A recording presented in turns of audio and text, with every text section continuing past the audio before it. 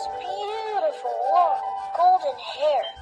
When the witch wanted to visit her through the window, she yelled out, "Rapunzel, Rapunzel, let down your hair, so that I may climb without a stair." One day a prince rode by. When he heard some beautiful singing, he saw Rapunzel at the top of her tower.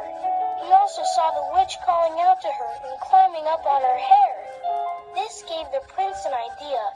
The next morning, he rode back to the tower and called out, "Rapunzel, Rapunzel, let down your hair, so that I may climb without a stair."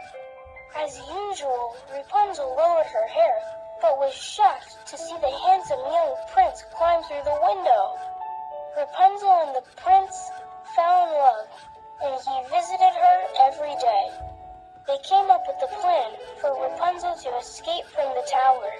The prince brought her long pieces of silk so that she could make a rope and escape from the high tower.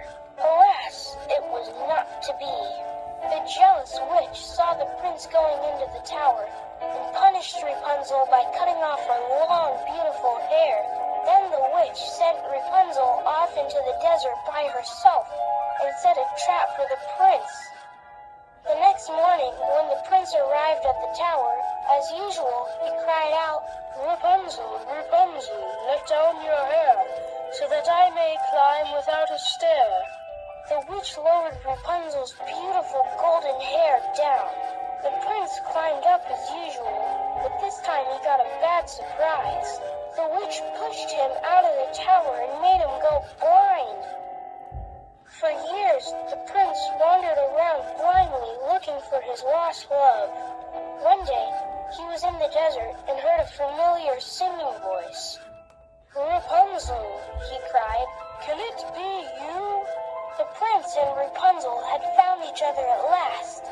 When Rapunzel saw her beloved prince, she cried tears of joy. Her tears fell into his eyes, and magically he was able to see again. Rapunzel and her prince lived happily ever after, and never saw the witch again.